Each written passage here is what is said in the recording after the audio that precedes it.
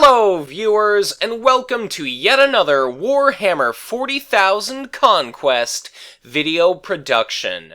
My name is Mitch, and I am the Hive Tyrant.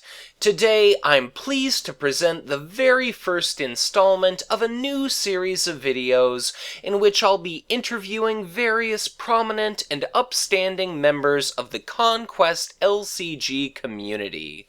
Specifically, we'll be discussing their favorite decks and how best to play their favorite warlords. Hopefully, through sharing their personal experience, opinions, and advice, they'll be able to provide you with a host of information useful to both new and veteran players alike. Be sure to let me know what you think of both the concept and execution of this new series in the comments below, and as always, I'm very open to constructive criticism.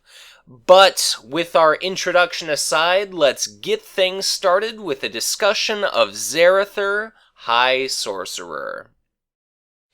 Well, thank you very much for joining me today, but before we let ourselves be corrupted by the taint of chaos, why don't you go ahead and introduce yourself to the good people at home? So where might we know you from? How do you contribute to the Conquest community? Well, my name is Mann, and I suppose if anyone does know me at all, it's because I run the organized league play on Octagon for 40k Conquest, the Octagon WOG League, and they may know me from that. And I guess that's also my contribution to the community is running the Octagon League. Awesome. Well, very much appreciate you being here for the first episode. How long have you been playing Conquest? I have been pretty much its release, I guess. So whenever that was, September or October. I mean, I wasn't like into it on the ground level, buying advanced copies at Gen Con or whatever. But Sure. Once it came out to the public, then that's when I got into it. Well, very cool. So, you've gone ahead and told me that the warlord that you're interested in talking about, your absolute favorite of all the different ones we've seen so far, is Zarathur. But what do you find particularly appealing about him? You know, what makes him stand out among the 14 that we've seen thus far? Well, I would have to say that I definitely like just from a fluff standpoint, he is by far my favorite. I've always liked Chaos. I was really into like the lore of Warhammer Fantasy. I was never a tabletop fantasy player, but I read the books and I played the living card game and always really liked the lore of Chaos. And shortly after, a buddy of mine introduced me to this game. I went headfirst into 40k lore, and my love for Chaos just transferred right over. I just thought it was so cool that like faster than light travel was because of the warp, and so I kind of naturally gravitated to Zarathur because he was the core set Chaos choice. Sure. But even aside from that, as I played the game more and more and really got into it after like a few, expansions and stuff, I really liked him, and it grew from more than just a fluff standpoint. I'll probably say this a lot as we talk here, but my favorite thing about him is his damage output. Sure. He has just so many great ways to deal a lot of damage. Well, I mean, if there's anything that defines the different warlords, it's pretty much their abilities. A lot of their statistical distribution is pretty much identical from the core set, and even just the 6 war packs outside of that, everything's, for the most part, pretty similar. Right. But even among, we've seen one other Chaos Warlord in Kugath. What is it about, is it Tzeentch in particular that you are interested in, or why not Nurgle? Well, I mean, probably, to be honest, of the 4 Chaos gods, Tzeentch is my least favorite. And that's not a knock on Tzeentch. He's still very interesting. Sure. But Khorne is my favorite. And then actually, I'd probably put Nurgle second. But by the time Kugath came out, I had been playing the game long enough and had enough games under my belt to realize that Zarathur was just, in my opinion, inherently a better warlord. I think that Kugath probably has the weakest signature unit in the game, or one of them, and I just like Zarathur's play style better. So, although I probably do like Nurgle better than Tzeentch, I would have to just give the edge from a gaming standpoint to Zarathur. Yeah. I definitely think Tzeentch is probably the most difficult of the Chaos Gods to kind of wrap my mind around. Right.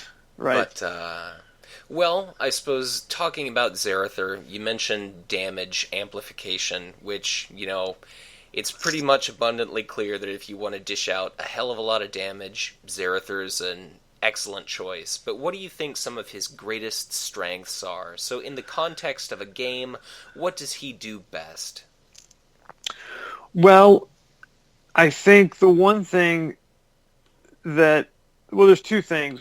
One particular to him is that he's one of the few warlords whose ability keeps on giving multiple times throughout one turn, perhaps more so than any other warlord. I mean, Kato can get the resource generation for every enemy he kills at the planet. Sure. But Zarathur's ability triggers in every phase, whether he... I'm sorry, not every phase, but it triggers each and every occurrence of damage. Each and every occurrence of damage if he's there at the planet. And so, as opposed to just exhausting one guy like Eldorath would do, or putting one attachment in on one guy like Shadowsun would do, I just think when you're talking about multiple damage, especially spread out over multiple units with one card effect, Zarathur's ability really comes into play very well. And the second thing would just be the damage that he can do, I guess that Chaos can do outside of combat. Sure. But he's always increasing that damage. And there are so many great ways and great tricks to use the Chaos faction and specifically Zarathur to buff that, to deal damage outside of traditional combat. And that's, I think, his greatest strength. Okay. Well, I suppose, are there any specific warlords that you feel Zarathur really excels against? Any that you feel are relatively easy matchups? I think probably his easiest matchups would be, just from a factional standpoint, not maybe warlord specific, but faction specific, would be Astra Militarum and Tau and Dark Eldar, and specifically those three factions because of they're generally low hit point units. Okay. Orcs are pretty beefy, and especially if your opponent is running Nazdrag, you may not want to be putting a lot of damage on them. And Space Marines also are pretty beefy, although you can get rid of an Honored Librarian relatively easy with Zarathur. Right. Sometimes you can have trouble with Shadowsun if she's putting her stealth cadre onto units and making them heftier than they normally are, but even against someone like Anshi, who's one of the better assassins in the game, those low hit point units are so susceptible to cards like Tzeentch's Firestorm or Warp Storm or Nurgling Bomb or even Orc Cannon that he can really do a lot before combat starts to turn the tide of battle. Well, I guess just in assessing part of what makes him just so effective against some of those warlords and some of those factions, do you typically use a lot of those effects prior to going into combat, like prior to the range skirmish? How do you set up for those kills? Prior to the range skirmish. So, a lot of times if you're there and they've got a ranged unit sitting opposite you, it's very easy to have some cards either in hand or already in play that you can use to get rid of guys such as the Rotten Plague Bearers they'll exhaust to hit a guy for 2. I've already mentioned the Orc Cannon, the Firestorm, Warp Storm, all those things. And, you can use one card to try to deal enough damage to kill a guy or multiple guys. And if they shield it, then you just go on to the next trick that you've got. And hopefully you got enough tricks to take out the threat before it has a chance to swing. Do you typically kind of allow yourself to accumulate a few different cards as opposed to just kind of betting everything on one trump? Yes. I think for the most part, Zarathur can benefit from the mid to long game. It's not often that I win a game with him on the 3rd or 4th planet. And it is better to accumulate those. I think the best elite unit in the game is the Gleeful Plague Beast. And although it is a Nurgle card, sure, it is so much better with Zarathur. Because if you're running against Anshi and they've got 2 of the ranged marksmen sitting out, the Plague Beast has the potential to wipe them out at the beginning of the combat round before an action window even opens. And so if they shield 1 each for maybe the 2 marksmen they have sitting out, then try an Orc Cannon. And if that still doesn't do it, then try a Plague Bearer. Sure. And then you can sack your signature unit. So there's just so many different ways for him to spool out that damage before they can swing. Sure, and I suppose once you kind of dismantle your opponent's linchpin or their most threatening unit, then hopefully the rest of their army kind of falls apart. Exactly. Yeah, that's the point. To make them feel like either make them do it or feel like they are doing the losing before the exhausting of units for attacking even starts. That's the best feeling as a player, or worst if you're that player, and it's a good strategy to win some planets. Well, awesome. I know you've mentioned Orc Cannon a few different times. What faction do you typically ally with? Chaos has the options of either Orcs or Dark Eldar. Yeah, I usually do Orc. I think Dark Eldar are very good. I think obviously the event card Archon's Terror is one of the strongest events in the game. And so not having access to it can kind of be stinky, but I think Orcs are better simply for the Orc Cannon. I played a game the other day where I actually was able to assassinate Anshi simply because of the Orc Cannon. He was bloodied with 2 damage on him. And even though he did not come to Planet 1 where I was, because he didn't necessarily need to in order to win the game, sure, he had a small hand size, and I just had all 3 Orc Cannons in play. And so before I even fought the battle at Planet 1, I just exhausted all 3 Orc Cannons, hoping he didn't have a shield, and he did not have 1 shield, and it was game over. So I really like Orc Cannon. You can also use it if you're running the Khorne Berserkers, which have the Brutal trait. You can use it to buff them as well. Or you can always just put it on a unit that's exhausted. Like, if you have a Rotten Plague Bearer, you can exhaust them, make them less lucrative for your opponent to try to attack because they're already exhausted. And then so what's just 1 damage on that? It's no big deal. For 2 on something else, it's a great ability. Right. It's already, contributed what it's worth in combat. Right. And I also, a lot of people will run Snakebite Thug and the Evil Sun's Warbiker in their Zarathur deck. For 2 cost, you're effectively getting a 4/4 with the Snakebite Thug and a 5/2 with the Evil Sun's Warbiker. And those are very good, but I actually run Burner Boys, which is a 4-cost Orc unit that is a 5/3. And once he has declared his attack, you can deal 1 damage to a different unit at that planet. Sure. And so with Zarathur, he hits for 6, and then you deal 2 damage to another unit, which is oftentimes enough to kill another unit. So for one swing, you can potentially kill 2 units, and you don't see a lot of burner boys out there. They're not real popular in orc decks because they're kind of in that limbo cost range, but I throw a few of them in my Zarathur deck, and it's kind of a nice little surprise to throw down when you've got initiative, and they're like, oof, I'm not coming there now. Definitely. And also squig bombing, which is one of the few forms of support destruction in the game. It's also a good card to have, just in case they've got something that's really going to mess you up.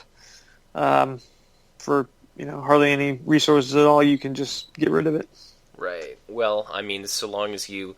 It sounds like the Chaos player and the Zarathur deck in general just has a lot of answers to whatever the opponent puts out. So if they use ranged units, you can potentially burst those down, try and leverage initiative in your favor. If you've got Squig Bombing to answer supports that are problematic, if you've got your Burna Boys, those are pretty fragile, but so long as you can ensure your opponent's not going to be able to just pick them off before they have any chance to contribute, then that 4 resource investment's all the safer. So yeah, I mean, I typically try not to play them if I'm not going to have initiative at the battle. Right. Because they are a relatively squishy unit with 3 hit points. Although it's not uncommon to have a 2 shield card in hand, and it's 4 resources can be expensive, especially when I'm already running the Plague Beast, and I think anyone running a Zarathur deck should probably be running 3 Plague Beasts, but I think that a guaranteed kill of 1 unit, or maybe a Bloodied Warlord, and then the potential of a second dead unit is worth 4 resources. So definitely. How often is it that do you normally wait until kind of the later game to drop those on the table? Like, how often is it that you don't have maybe a second enemy unit to splash damage on? Well, if I have initiative on the first turn, and it's a planet that I really want, and I've got some low-cost command units in hand, there have been times I've just played Burner Boys as my first card out. And maybe not necessarily against someone who would be playing Archon's Terror, but a lot of times, they're looking at that thinking, he'll smack my Warlord for 6, even if there isn't another unit there. And that's a battle I can't recover from. But more often, you play kind of the mid-range or long game, and you kind of save those for once you've built your economy and you've got a battle further down the line that you really want to do some wrecking at. Sure. Well, I suppose, what are Zarathur's biggest areas of weakness? Where do you find him kind of struggling, or are there any cards or specific warlords that kind of counter him, whether it's just outright annihilate or just really provide a challenge? His biggest weakness is his low hit point total. And I guess with the exception of Torquemada Cotiers, who's got 8 hit points, everyone's pretty much got just 6 or 7 as a Hail Warlord. But that difference between 6 and 7 is huge. And only having 6 hit points does make him relatively easy to bloody, especially because someone like, say, Shadow Sun or Eldorath, they're going to get their effect in, and then they can leave the battle if they need to, because they're not really contributing a lot to the fighting. Right. They've done their special ability, and they can get out of there. You do want Zarathur at the planet to maximize the damage. So he is susceptible to being bloodied. So you just need to make sure, if you're going into a battle, to be holding on to some shield cards, or to have the right cards on the table to kind of take care of their hard-hitting units before they get a chance to swing. And so I think the warlords that he suffers the most against would actually be Torquemada. He can hit so hard. Again, there's only a difference of 3 or 2 damage output, but just like with the hit points, that one difference can make a or that one more attack can make a big difference. So he can hit very hard and bloody any warlord very fast. Zarathur especially. That's probably the worst warlord matchup for him, in my opinion. Well, any specific cards that you don't like to see? Any like army units or events that are really kind of make your life a lot harder? Um, I guess just any hardy unit, like perhaps the Blood Angel veteran, as long as he's ready, he cancels one damage assigned to him. Sure. And so it can be tough to wipe him out with some of these conventional means. He's going to be, he will have no damage on him after the Plague Beast goes off. Sure. An Orc Cannon will only do or I guess he will have one damage once the Plague Beast goes off. But a lot of these things that Zarathur does throw around are usually just 2 damage. Right. It's rare that it's more than 2, with the exception of a few cards. So anybody that can stick around can be a problem. But and of course, Archon's Terror can be a problem if you've got like the Burner Boys or a Corn Berserker or someone you really, or maybe even his signature unit, the Flamers, someone that you're hoping to stick around and do some damage with. But I don't know if there's one particular card or a few particular cards that specifically are worse against him than any other faction or warlord. Right. Well, I know you mentioned the Blood Angels veterans. I mean, since you mentioned that, that's almost the complete antithesis of his ability, where it's each and every occurrence of damage, you shave one off as opposed to amplifying it. So it's just kind of interesting how those are, right. in a way, polar opposites. That's correct. Yeah, there's a big juxtaposition there, so to speak. Sure, and then I guess what must be nice about Gleeful Plague Beast is even though you're taking damage yourself, and that certainly can't help with how easy Zarathur is to bloody, at least that gets to trigger at the beginning of combat, so you potentially get that in before an Archon's Terror. Correct, yes. And the good thing about the Plague Beast is that his ability will work whether he's ready or not. Right. So even if they do rout him and you find yourself needing to get out of that battle, he'll always just trigger again when you bring him on to the next planet, which is nice. And dealing yourself the 1 damage is somewhat tricky. But oftentimes, I will shield it with like a promotion or some other 1 shield card if I'm in a tight spot and I've already got a few damage on me. Well, definitely. I guess, all in all, there weren't any specific cards that give you trouble, but how do you kind of approach just general gameplay against, say, a standard match or something like that? You're not necessarily going into it feeling particularly like, this is going to be an easy match or that it's going to be a complete uphill struggle, but how do you kind of structure your deployment, your decks, things like that? It somewhat depends on the card draw of my opening hand. I won't always, but depending on the planet flop, I will sometimes mulligan to try to get Slaanish's Temptation out. Mm-hmm. And if I can get that out, and I've got, maybe a couple of his signature units or something, I'll try to put that out on the 4th or 5th planet, and then try to win planet 1 if it's a planet worth winning, which sure. It usually is. But the deck that I play with him. It's a good command deck. It's not the best command deck. So you do somewhat have to worry about command and building up your economy over time. Because, if you don't draw a Splintered Path Acolyte or a Promise of Glory where you can be sacrificing these units to drop the cost of your demons, it can be a somewhat expensive deck. So I wouldn't say there's ever a time where someone puts their Warlord down across from me and I think, it's going to be an easy match, with the exception of maybe Straken, because I've already said how I think he's perhaps the worst Warlord in the game.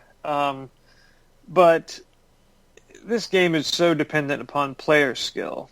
I've seen decks that have been posted on the internet built by really, really good or great players, and then I've played against those exact same decks, and I've crushed them no problem. Whereas if it had been me facing the builder of that deck, I would probably get crushed. So Sure.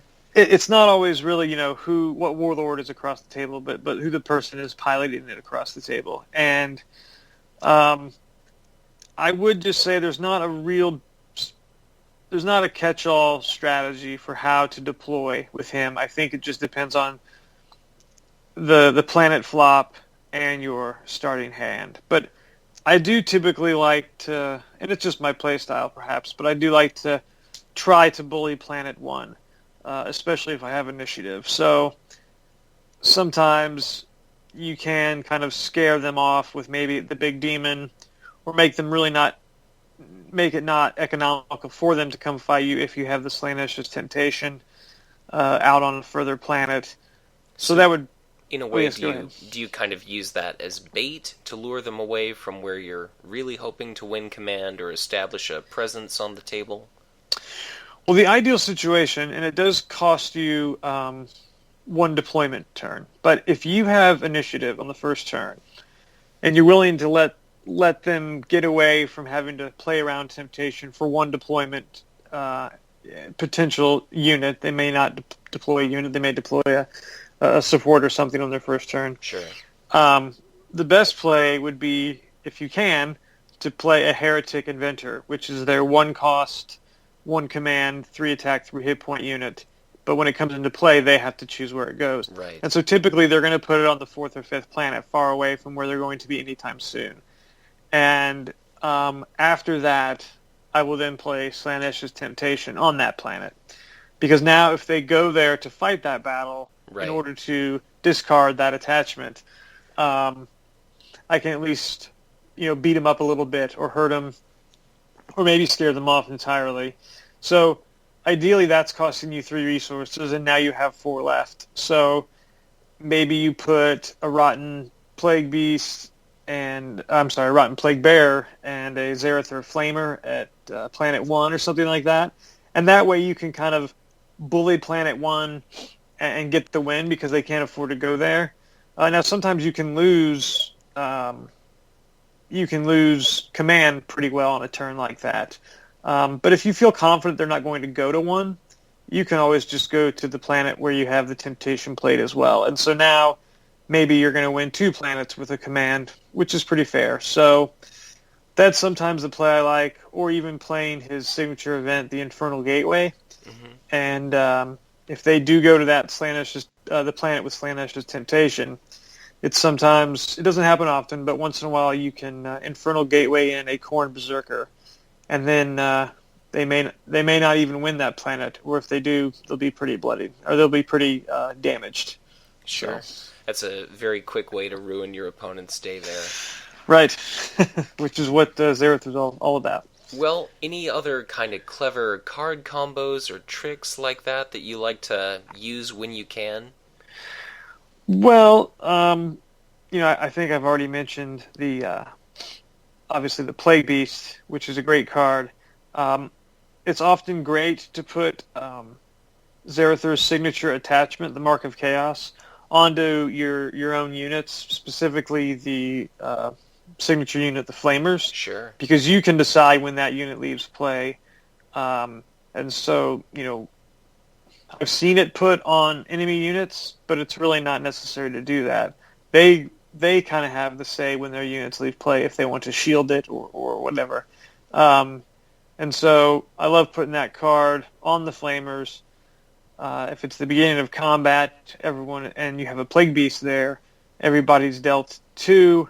If your Flamer is only got 1 health left, he'll go out right then, or hopefully if he doesn't, you can sack him right after that. And then so in no time at all, someone's been dealt 5, 6, 7 damage over 3 different actions, and everybody else has been dealt 4. So that's a great way to play that attachment. I also really like to play Nurgling Bomb. And I actually play that over Warp Storm. Warp Storm is a very good card. but in my deck, I really run no attachments other than Slanesh's Temptation, which goes on a planet, Right. and Promotion, which typically, especially in the early and maybe mid-game, you're not going to have a unit at a planet where you're doing battle with that promotion on them. That would hopefully be out on a command unit somewhere further down the board. And so, dealing 3 damage to enemy units is potentially a great thing. But if that means I have to take 2 damage, specifically on Zarathur, who, as I've already said, is kind of squishy, I'm going to trade that out for Nurgling Bomb, because this way some of your own units are not getting damaged. If you're running the Plague Bears and the Plague Beasts, you're guaranteeing that every one of their units is going to be assigned damage, unless you're playing Kugath or a mirror match with a few of these Nurgle units. Because Space Marines and Tau and a few others, they like these attachments, and so Warp Storm doesn't do anything against them. With Nurgling Bomb, you can deal them 2. And you don't have to deal Zarathur even 1. You can rout him. And actually, in a game the other day that I played, there was twice where I was playing against Anshi, and I was bloodied, and I ran away from the battle trying to save my own skin. And both times, he used the Koyan Strike to track me down and have that first crack at me. And both times I played Nurgling Bomb and dealt him a damage, and I was able to get myself out of a jam. So I really like that card. Definitely. I mean, I suppose even if your opponent opts to rout some of their units, returning to combat during the following round exhausted, all of it ultimately works in your favor. Yes, one exactly. way or the other. So one way or the other, right? They're either going to be dead, or they're going to be hurt, or they're going to be exhausted for the next fight. Right. And then hopefully when they come back in exhausted, they'll never have a chance to ready due to Plague Beast or another Nurgling Bomb or something like that. So. I mean, the more instances of damage, the more benefit you see from Zarathur's ability. So it just seems like all the less likely that they'll survive that initial exhausted round of combat if you've just got such a huge host of effects working for you. Particularly the later the game pushes, the more and more opposition they've got going up against them, and when you can deal out such enormous amounts of damage, if they just can't respond at all, or even by the time that they can, it just seems like they're really going to be fighting an uphill battle at that point. Yes, yeah, exactly. But how about for a player, I'm trying to specifically kind of cater a lot of my content toward newer players. I'm hoping that some of these, interviews, these community spotlights with more experienced players such as yourself are going to give some good advice and suggestions for people newer to the game. How would you maybe suggest a beginner just start? Like, what are the basics of just Zarathur gameplay or deck construction? Some basic tips. For piloting him or going up against him? Just playing him specifically, playing as him specifically. Zarathur. I think with Chaos, it's very tempting to take these big fancy demon units, and they can be a lot of fun, and they can do a lot of damage. But you have to, as a new player, you have to rein in your your wants and desires and thoughts of all these great games going on where I've got these big bad boys out, and rein it into a realistic standpoint, knowing that there are other factions out there that are stronger in the command game. Sure. And Zarathur can build up quite an economy. If you're playing, I think you need to have at least 3 of the. You need to have all 3 of the Chaos fanatics in your deck, and you need to have 3 promotions. Right. But you need to just maybe pick one elite unit and go with that. I would always pick the Plague Beast, but there are some others that have their place. The Soul Grinder can be a good card. If you can afford to get it out and you're not playing against Dark Eldar, the Helldrake can be a good card. So there are ways to, I think, go about deck building in that you want to keep the number of big bad demons down to, I would say no more than 6, probably just 3 cards slotted for that.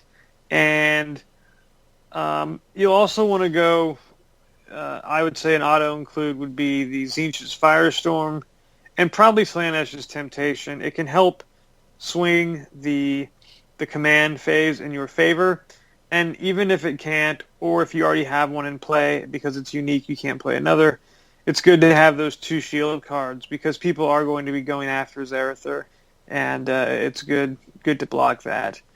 I guess the one other tip I would have for deck construction would probably be go with Orc as your ally faction. Dark Eldar are very good, and you if you ally with Dark Eldar, because I did spend so much time talking about Orc, you can go with, of course, Archon's Terror and probably the Incubus Warriors as a great command unit for you. But I would say those are good, but to stick with Orc Cannon specifically, that alone is usually worth just allying with Orcs, that one card. Well, given your fondness for the gleeful Plague Beast, do you normally steer clear of Rogue Trader and Void Pirate, or how do you feel about those two? No, I include them as well. Again, I'm hoping that they're further down the line, and if it does get to the mid or late game, and I have a Plague Beast there, at that point in the game, if they're at the planet where combat is happening, it's usually not a big deal if they die. They've kind of fulfilled their purpose. They've fulfilled their purpose. Yeah, they've given you command wins for 2 or 3 or 4 turns, and if they die, it's no big deal. But because the command game is a little weaker with him, there are many factions that have access to multiple low-cost 2 command hammer units. Chaos is not one of them, especially if you're allying with Orc. So I do include, for command, as the aforementioned Chaos Fanatics, 3 of those, and I do include 3 Pirates and 3 Traders and 3 Promotion. So you do have 12 cards right there committed to command.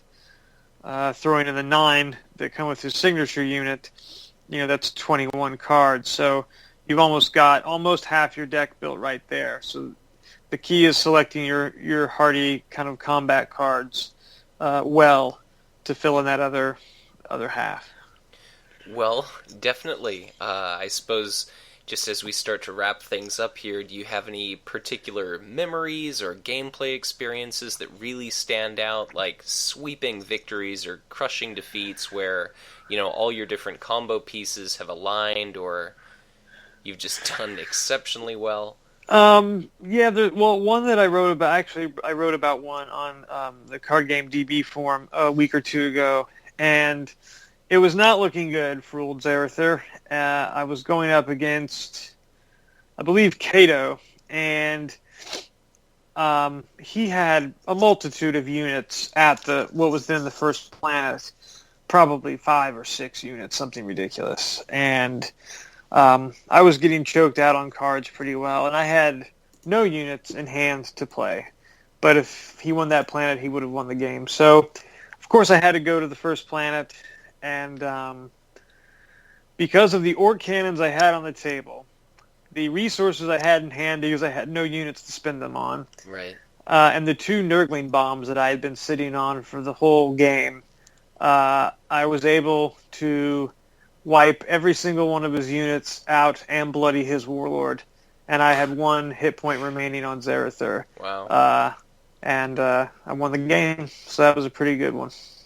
That's crazy. Well, I suppose you kind of asked about this earlier, but as a way of kind of wrapping things up, any suggestions for if someone's going up against Zarathur? You've talked about the sheer amount of damage he can deal just being absolutely ridiculous. How does an opponent go about trying to win against our Tzeentch Warlord? Well, just smack the shit out of him. That's the best advice that I have. Because he does only have the 6 hit points. The chances are good that if he's sitting on multiple copies in his deck of Tzeentch's Firestorm, he's going to want to use those for their intended effect. Now, force him into using those for shields, it's a win-win, because even if you can't put the damage on him, you're getting those cards out of his hand Sure. to not use against your guys. And with 6 hit points, he might not hold up, because, like I say, he's got to be at the battle to maximize to get the effect of his ability.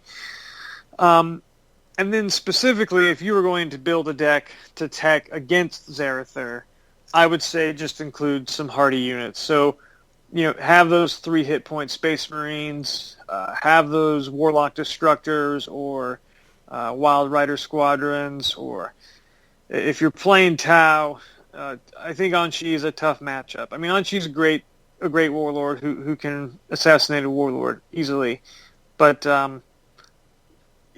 he's got a lot of those light hit point units. So, maybe if you're going to play Shadow Sun, make sure to include those Fire Warrior elites, and make sure to play your Stealth Cadre cards as attachments and not units. Anything you can do to buff your opponent's hit points, that's your best way to probably get a win against Zarathur.